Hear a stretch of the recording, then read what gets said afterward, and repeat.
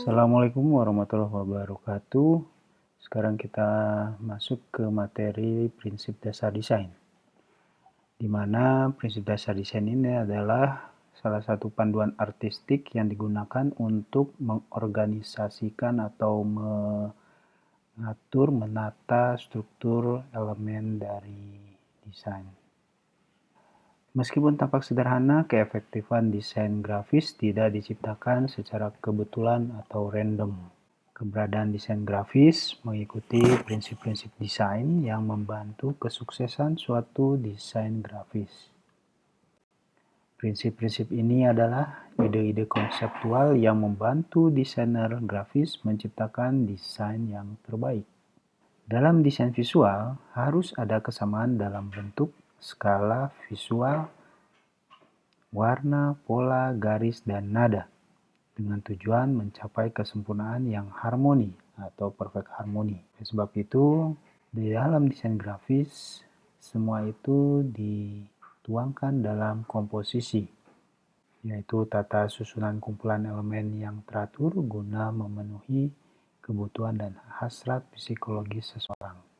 Untuk mencapai keharmonisan, yaitu keteraturan di antara bagian-bagian suatu karya, efek visual yang memuaskan dari menggabungkan elemen terkait yang serupa adalah salah satu bentuk keharmonisan. Maka harmoni adalah usaha menyusun macam-macam bentuk, bangun, warna, tekstur, dan elemen lain yang disusun secara seimbang dalam suatu susunan komposisi yang utuh agar nikmat dipandang.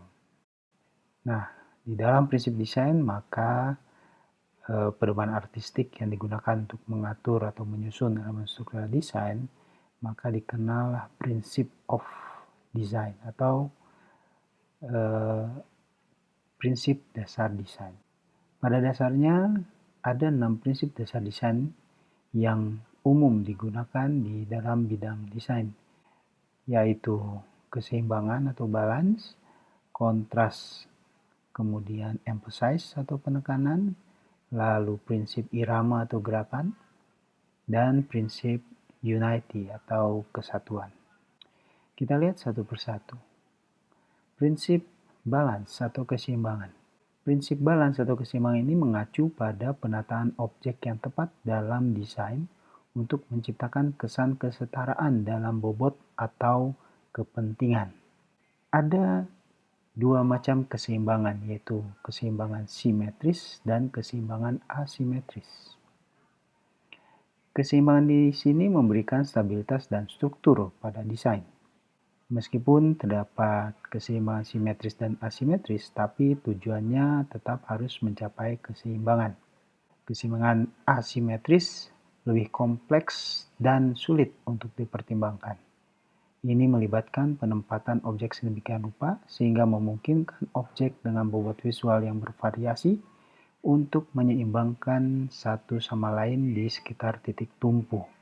Ini juga dikenal sebagai keseimbangan informal. Ya, pada dasarnya keseimbangan itu tidak bisa diukur secara pasti, tapi bisa dirasakan. Berikut adalah contoh keseimbangan bersifat formal ketika kedua sisi simetris dalam hal pengaturan.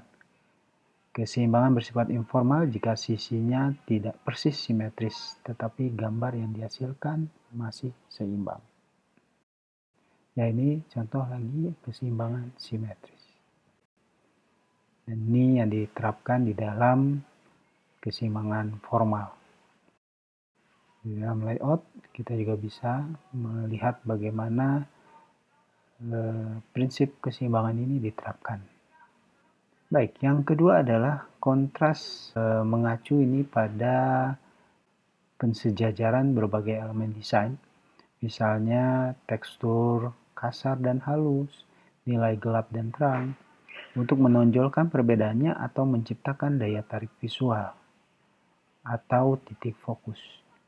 Kontras memungkinkan kita untuk menekankan atau menyoroti elemen utama dalam desain Anda. Dalam kontras, objek yang dianggap penting dibuat berbeda dengan elemen lain. Yang ketiga adalah penekanan atau emphasize.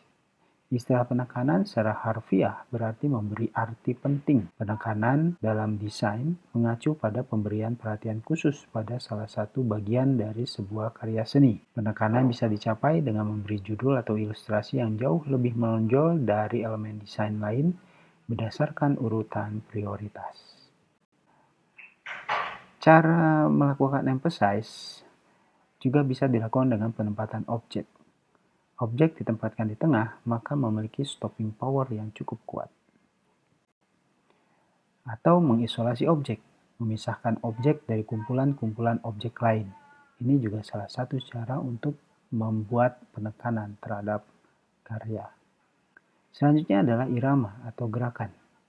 Irama atau gerakan dianggap sebagai tempo atau ketukan visual. Ini mengacu pada pengulangan elemen secara teratur untuk menghasilkan tampilan dan nuansa gerakan. Irama bisa dicapai melalui penempatan komponen berulang secara cermat. Ini bisa diarahkan misalnya di sepanjang tepi dan melalui bentuk dan warna. Irama bisa dikategorikan sebagai random atau acak, reguler, atau alternating atau bergantian, atau progresif. Dan juga flow atau mengalir. Ya, ini repetisi irama visual menanamkan rasa pengorganisasian pada desain grafis.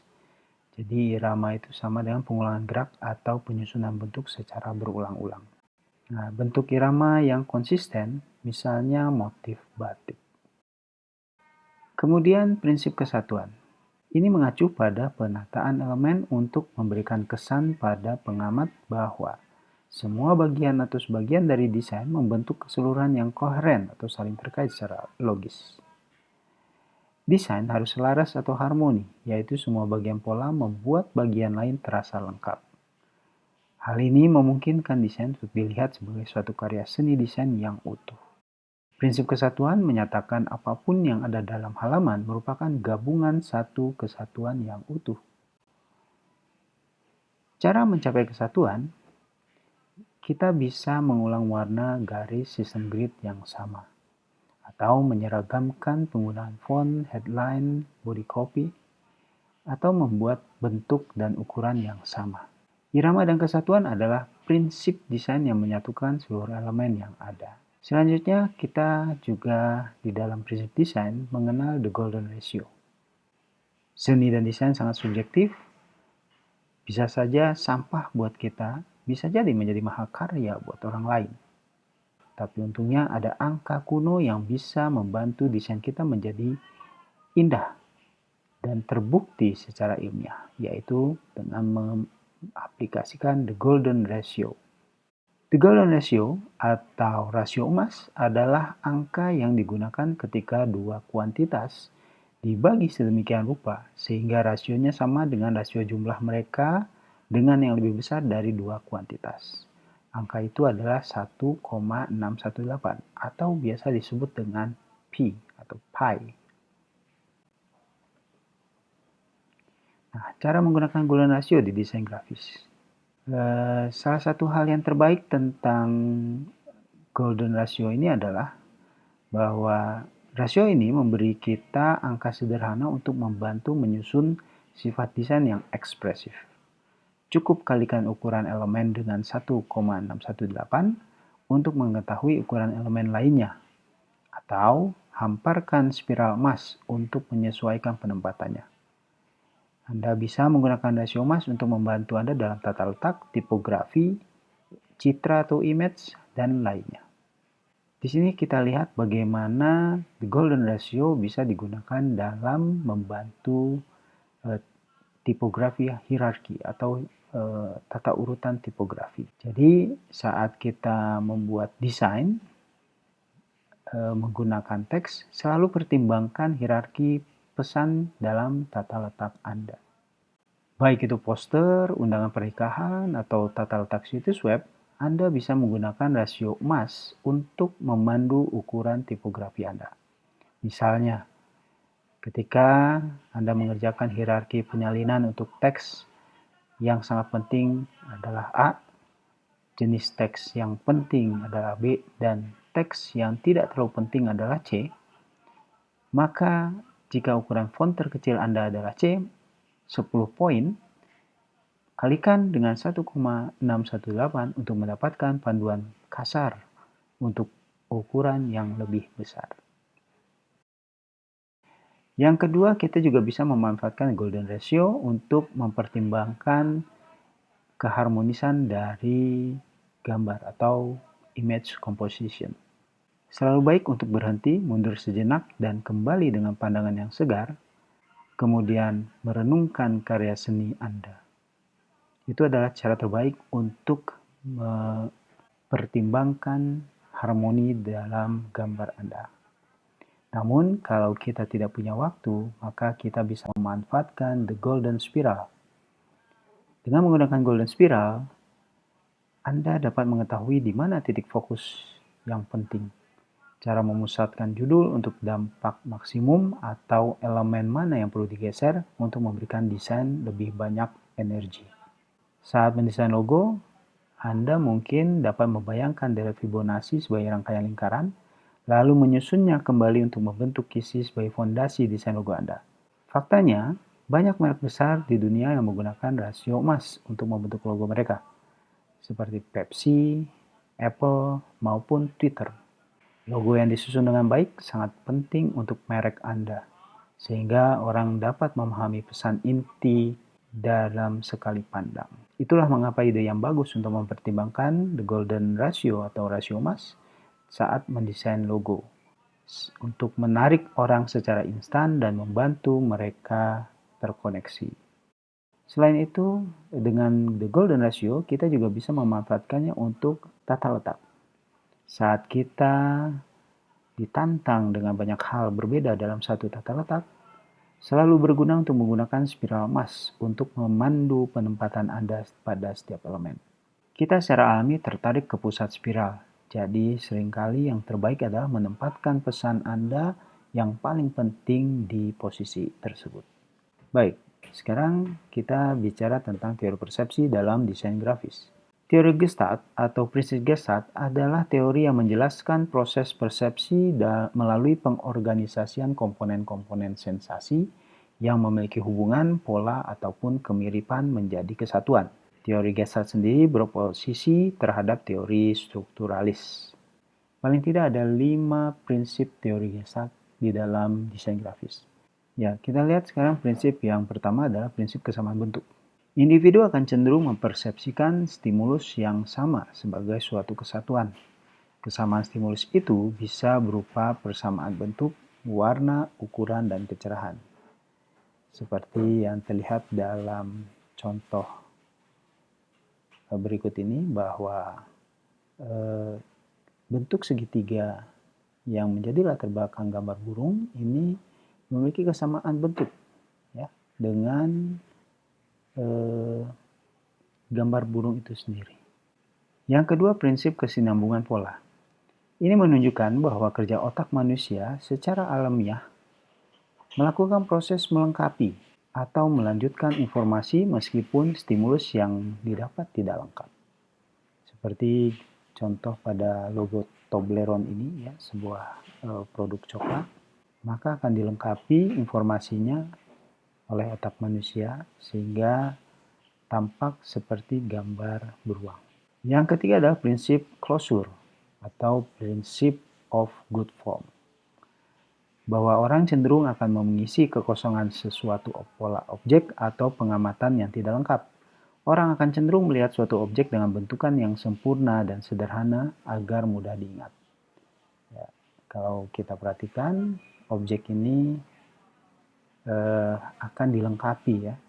Kita akan melihat ini adalah seperti gambar burung merak.